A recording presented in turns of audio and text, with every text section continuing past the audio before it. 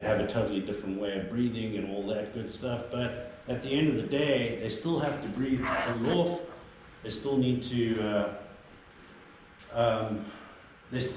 breathe to do all the other stuff, and if they're not conditioned correctly, they're not going to be able to do it. So, yeah. But yeah, definitely, because that's environmental. The more you can have your dog outside, the better. The more you can expose your dog to the type of conditions it's going to be exposed to. I mean, just with your ruck and all that, before that, I think the military wouldn't take the dog out, I don't know what temperature, 92. They wouldn't take dogs out at 92 degrees Fahrenheit outside. I may be wrong, maybe it was 96. Doesn't matter. But then like, oh, we need dogs in Afghanistan, we need dogs in Iraq, Iran, whatever. Guess what? Those dogs now, they work at whatever temperature, whatever the ambient temperature is, they're actually working. They're working, those dogs. Because the dog's got acclimatized to what it is. So yeah, acclimatization is important. When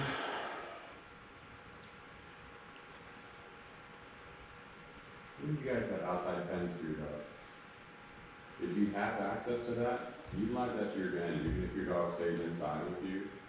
And as you know, he brings up a good point, as the weather is now starting to shift and change, don't put your dog out for like 2 or 3 hours at a time. 10 minutes, bring your dog back in. And the next day, 15 minutes, bring your dog back in. Slowly acclimatize your dog to the environment.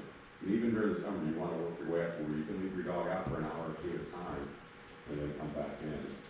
And if you take your dog out for exercise, don't bring your dog right back into the air conditioning. Okay. Let your dog cool off outside first. Let them resume normal breathing before you bring them inside. Thanks, you reminded me of something there. So your dog's working, okay? It's gone out, it's worked, done its job, whatever. It's breathing pretty heavy, whatever. Okay, it's alright. Jump in the car. Okay. Come back 10 minutes and that dog's dead. Okay? Why is that? Why did that happen? Put change on his heart and So we lungs. have the AC on. You had the AC on. Yeah, it's And too you much put it change. forward with the AC on. The dog's hot, now you're putting it in a temperature that's 60 No, degrees. that's not the reason.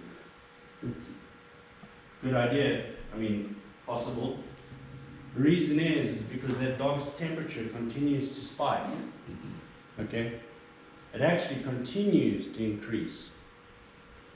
So if you're in a team and you run your dog and you have people that watch the dogs normally, when you come off and put your dog up, guess what? You're the next person in charge of looking after the dogs because you're standing here watching the dog.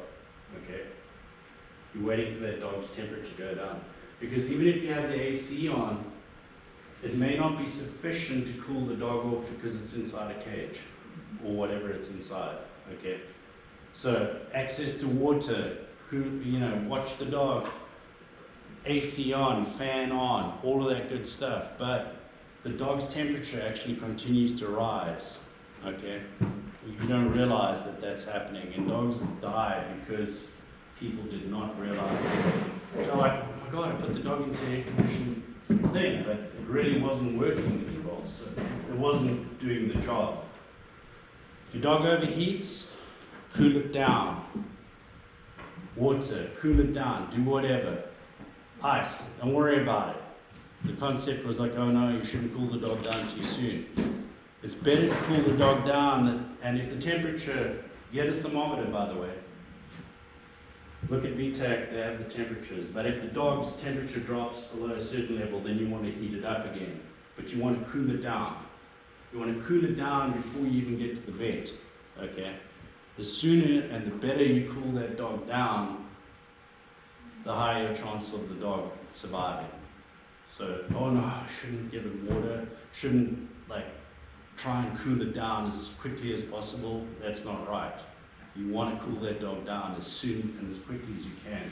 So when you're out there, when you go to training, cooler with ice in it, okay? With ice in it, and you're putting 2 towels inside there, okay? So that by the time you bring the dog back out, it's ice water. You can take the towel, put it on the dog, cool the dog off. Soon as, after a little while, you take that towel, put it back in, bring the other towel out and do that with the dog, okay? So you keep, because that temperature is going to go into the towel. So you want to swap the towel out and use the cold to, you know, cool the dog down faster, okay?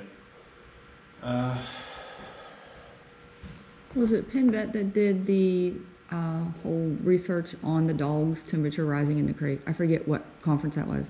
So, It's and great that did some pattern. of that, but also the military working dog program's kind of been working on that. It was, And that's what the veterinary tactical group. Yeah. with Janet, Yeah. Janet Baker and all the Highland Jenkins. Yeah, and that's all the stuff that I'm really not doing justice to, that's from her. Okay, she was 11 years, I think it was, with the Special Force Canine Unit. That was her job.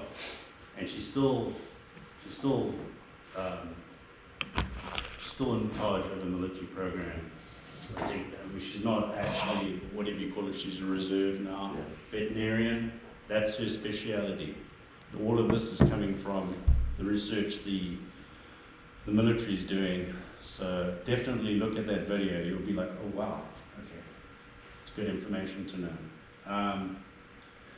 Do you guys want to see your tracks from yesterday? Sure. Take